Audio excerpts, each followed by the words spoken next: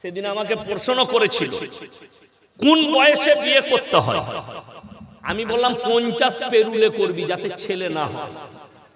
কি বলবো? আর আমি বলে যাচ্ছি, উপযুক্ত বয়সে সন্তানের বিবাহ দেন, সন্তানরা বিবাহ করো, বিবাহের মজা পাবে। কথাটা বুঝতে পারেন? বিবাহের মজা পাবে। বলছে ছেলে নিজের পায়ে দাঁড়া, হারামখোর, ও নিজের পায়ে দাঁড়াতে দাঁড়াতে ওর সব শেষ হয়ে যায়। এটা ইসলাম না। বিবাহের উপযুক্ত হলে রুজির মালিক সকল বলুন কে? আল্লাহ। আমি যখন ফারেক হয়ে এলাম, আমার প্রথম চাকরি আমার আব্বাজি পাঠালেন বর্ধমানে। খাগড়াগড় কাণ্ড ঘটেছিল, শুনেছিলেন? বোমবিলাস, ওখানে একটা মাদ্রাসা আছে, ওই খাগড়াগড় মাদ্রাসার শিক্ষক ছিলাম। তো প্রথম বছরই আমার বিয়ে। তো আমি বললাম 2-4 বছর চাকরি করি, কিছু টাকা আসুক। আমার আব্বাজি বললে রুজির মালিক আল্লাহ, তুমি বিবাহ করো। বিশ্বাস করো, তখন আমার বেতন ছিল 2000 টাকা। কত বললাম? 2000। তো সেই দিনে যে বরকত পেয়েছি, আজকেও সেই বরকত আছে। কেন? যারা বিবাহ করবে তারা শুনে লাও, যাকে তুমি নিজের বিবি করে আনবে, সে নিজের রুজি মেপে আসবে তোমার কাছে। কথাটা বুঝতে পারেন? সন্তান যে পেটে আসছে, মায়েরা শুনে যান, যে আসবে সে নিজের রুজি মেপে আসবে। এই জন্য কোরআনে মারাত্মক আল্লাহ উপদেশ দিয়েছে, ওয়ালা তাকতুলু আওলাদাকুম খাশিয়াতা ইমলাক নাহনু নারযুকুহুম ওয়া ইয়াকুম। দরিদ্রতার ভয়ে তোমরা তোমাদের আওলাদকে কতল করো না। এটা কোরআন। অথচ আপনি রুজির মালিক নিজেকে ভেবে বসে রেখেছেন যে আমার একটা বাচ্চা আছে, আর একটা হলে তাকে কি করে মানুষ করব। এইটা যারা করবে, সে যদি তাহাজ্জুদ গুজার হয়, তারপরও তার ঈমান নাই। মাথায় রাখবেন। আমার ভাই, আপনাদিকে অনুরোধ করে বলছি, বেঈমান কাফেরের হাত থেকে নিজেদিকে বাঁচাবো। সকলে জোরে বলুন ইনশাআল্লাহ। তারা জিনায় লিপ্ত করাচ্ছে, আমরা বুঝতে পারি না। আপনার সন্তানকে দেখেন, এই মোবাইল, বহু যুবক তাদের যৌবনকে নষ্ট করছে, তারা এই মোবাইলের দ্বারা। মোবাইলে সুন্দর সুন্দর মহিলা দেখছে, এ বলছে নিজের বউকে, দেখো তো মেয়েটাকে কত সুন্দর লাগছে, আর তোকে খেপি পারা লাগছে কেন? হারামখোর, তোর বউটাকে বহরমপুরে নিয়ে যা, আর পার্লারে নিয়ে গিয়ে মেকআপটা করা, ওর থেকে বেশি সুন্দর লাগবে। শাহরুখ খানের বয়স কত? কথা বলে না কে? বলে 55। 60 বছর, 59 বছর বয়স। আচ্ছা, 59 বছর বয়সের লোক কিরকম হবে? বুড়ো না ছোকরা বলা যাবে? বুড়ো। কিন্তু ফিল্মে দেখেন মনে হচ্ছে 25 বছরের ছেলে। ঠিক বললাম না ভুল বললাম? সেটার নাম হচ্ছে মেকআপ। মেকআপ সেটার নাম। কথাটা বুঝতে পারেন? হ্যাঁ, ওইটার নাম মেকআপ। তো আপনি যদি নিজেকে মেকআপ করেন, আপনাকে ওই রকমই লাগবে। নেচারের শরীর দেখে নেন। আমাদিকে গাল পালিশ লাগাতে হয়নি, মৌলবীদিকে লাগাতে হয়েছে, কোন নামাজিকে। আমি বলে যাই, পুরুষরা আপনারা বলুন, দাড়ি কাটা গুনার কাজ না দাড়ি রাখা গুনার কাজ? দাদা কাটাটা গুনার কাজ। 100টার মধ্যে 90টা লোক দাড়ি চাচা আমাদের সমাজে। ঠিক বললাম না ভুল বললাম? অথচ আপনি বলেন রাসূলকে মহব্বত করি, আপনি দাড়ি রাখতে পারেন না। দাড়ি রাখাটাও ঝামেলার হয়ে গেছে। অনেক যুবক মনে করছে হুজুরের কথা শুনেছি, মোল্লাদের কথা শুনেছি, দাড়ি রাখবো। দাড়ি রেখেছে, নামাজও পড়ছে। বিয়ে করার জন্য মেয়ে দেখতে গেছে, মেয়ে বলছে দাড়িওয়ালা ছেলেকে বিয়ে করবো।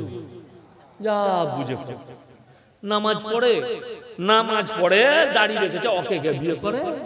ওকে আমি বিয়ে করবো না। একে করবে ও? শুয়োরের মতো চুল কেটেছে, গাঁজা খায়, গুটকা খায়, বলে ওকে করবে। ও তো মেলা ঘুরাবে, ওকে বাজারে নিয়ে যাবে, ন্যাংটো হতে দিবে, নাংটা ড্রেস পরাবে। আমার মা বোন, আমার ভাই, আপনি মেয়ের ছেলে ঠিক করলে শর্ত রাখুন। সর্বপ্রথম আমরা কি শর্ত রাখি? ছেলের কি আছে, কি করে। ঠিক বললাম না ভুল বললাম? অথচ ইমানদারের শর্ত হবে ছেলের নামাজি কি। এটা ইমানদারের শর্ত। ছেলে 5 ওয়াক্তের নামাজি কিনা, ছেলের মুখে দাড়ি আছে কিনা। আমাদের সমাজ অর্ধেক শেষ হলো জানেন কার দ্বারা? হাদিসুন নিসা, খালার হাদিসে। খালা আর দাদির হাদিসে। মৌলবীদিকে দুটো কাজে রেখেছেন, হলে আর মূল। ইমামরা কটা কাজে আছে? দুটো। নামাজ পড়াই হলে হয়েছে, হুজুর ছেলে হয়েছে, কানে আজান দিতে হবে, মরেছে জানাজা পড়তে হবে, বাকি বলে বাকি সব খালা বুঝিনি। বড় বড় মুফতি। এই আপনাদের রেজিনগর থেকে একটা ছেলে গত বছরে ফোন করে বলছে, হুজুর আমাবস্যার রাতে কি বিয়ে করা যাবে? আমরা মোটি করবি না, বে কালো ছেলে হবে। কি বলবো আমি? হাদিসে নাই, কোরআনে নাই। আমি নিজে আমাবস্যার রাতে বিয়ে করেছি। আর আমাদের দেশে বলছে আমাবস্যার রাতে। হাদিসটা কার? খালা। তা না হলে এরকম বলতে পারে? আমি আমার গ্রামে জীবনে আমি বিয়েতে যাই না, তো আমার এক দূর সম্পর্কে আত্মীয় শ্বশুর কুলের, তো বললে হুজুর আপনার গ্রামে বিয়ে ঠিক হচ্ছে আমার ছেলের, তো আমি দিন ঠিক করতে যাবো। মানে এসো। বলে আপনি থাকবেন? আমি খাওয়া দাওয়াতে আমি নাই, সেই বিকালবেলা গিয়ে চা খাবো, আসরের পরে যাবো। আমি আসরের পরে গেলাম ডায়েরি নিয়ে, আমাকে বললো হুজুর ডেট দেখুন। তো প্রথমেই গিয়ে বসলাম। আমাদের বাঙালিদের একটা ভালো গুণ আছে, মেহমানকে চা দিলে ডিম সিদ্ধ দিই আমরা, দিই না? দিই না? হ্যাঁ, চা বিস্কুট পাঁপড় ডিম সিদ্ধ চানাচুর আমরা দিই। তো আমি দেখলাম বিস্কুট দিয়েছে, চানাচুর দিয়েছে, পাঁপড় দিয়েছে, ডিম নাই। আমি মনে মনে করলাম আল্লাহ ভুলে গেছি নাকি। তারপরে মনে করলাম পয়সা নাই নাকি কিনা। যাই হোক, ওটা হয়ে গেল। ছেলের বাপ বললে হুজুর ডেট দেখুন। আমি বললাম ফাল্গুন মাসের প্রথম সপ্তাহে শনিবার বিয়ে, রবিবার অলিমা, আর সোমবার মেয়ে জামাই নিয়ে আসবে। সে বলছে দাঁড়ান বাইরে থেকে আসি। ও হারামখোর বাইরে গিয়ে ফোন লাগাইছে কাকে? বড় মূর্তি সাহেব। বড় মূর্তিকে তার বউ, ওর থেকে বড় মূর্তি কেউ আছে নাকি? তাকে লাগিয়েছে। হযরত ওই দিক থেকে ফতোয়া দিচ্ছেন না, শনিবার বিয়ে দিলে শনি লেগে যাবে। যা বুঝে করবে। আমার আর ফতোয়াই চলল না। ও বিয়ে দিলে সোমবার, বিয়ের দিন ঠিক হলো সোমবার, অলিমা মঙ্গলবার, বউ আনবে বুধবার। আমি মগরবের নামাজে মাদ্রাসায় দোয়া করলাম, আল্লাহ যেন এই বিয়ে ভেঙে যায়। কসম বলছি দোয়া করেছি, আল্লাহর কসমেই দোয়া করেছি, আল্লাহ তুমি এই কুসংস্কার আর কুফরির বিয়েকে তুমি ভেঙে দাও, যেন এদের আকীদা ঠিক হয়। ঠিক 4 মাস পরে বলছে হুজুর বিয়ে ভেঙে গেছে। আমরা আলহামদুলিল্লাহ। আমরা এরপর তোর বউকে ফতোয়া জিজ্ঞেস কর, সোমবার করে নি, এরপরে কি করে কুটা লেগে গেল? কথা বুঝতে পারনি? শনিবার শনি লাগবে, সোমবার কি করে শনিটা লাগবে? এর থেকে বড় শিরকি ভাষা আর কিছু নেই। সমস্ত কিছুর মালিক সকলে বলুন কে? আল্লাহ। আমি আমার বাড়িতে গিয়ে গিন্নিকে জিজ্ঞেস করলাম, হ্যাঁ গো ডিম দেয় না কেন? বলছি তুমি জানো না, মেয়েরা বলে ডিম দিলে বিয়ের সময় বিয়ে ভেঙে যাবে। আমরা হ্যালো, ডিমের পাওয়ার এত কি করে হলো? আমার তো জানা না। আচ্ছা ডিমের মালিক কে? আল্লাহ। মুরগির মালিক কে? আল্লাহ। তো ডিমের মালিক মুরগির মালিক যদি আল্লাহ হয়, তাহলে ডিম কি করে বিয়ে ভাঙাবে? এর থেকে বড় শিরকি ভাষা আর কিছু আছে? নাই। একদম কুসংস্কার এবং শিরক। আল্লাহর ক্ষমতা যেটা আছে সেটা ডিমের কি করে চলে এলো? তারপরে আরো ফতোয়া আছে দাদি বলছে বিয়ের দিন ঠিক হলে, দেখাশোনা হলে জিলেবি দাও না, প্যাঁচ লেগে যাবে।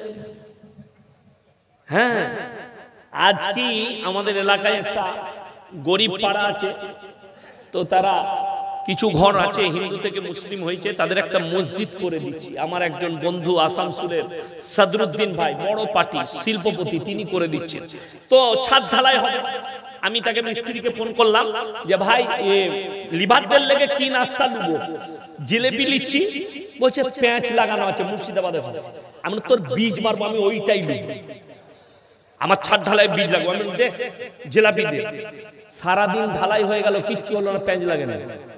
এই মায়েরা বলছে বিয়েতে দেখাশোনা হলে জিলেবি দিলে প্যাঁচ লেগে যাবে। জিলেবিতে যদি প্যাঁচ লাগে, যে লোকটা জিলেবি থাকছে তার বেটা বেটিরা জীবনে বিয়ে হবে? সে তো প্যাঁচ মেরিয়ে গেছে, তার প্যাঁচ মারা শেষ আছে।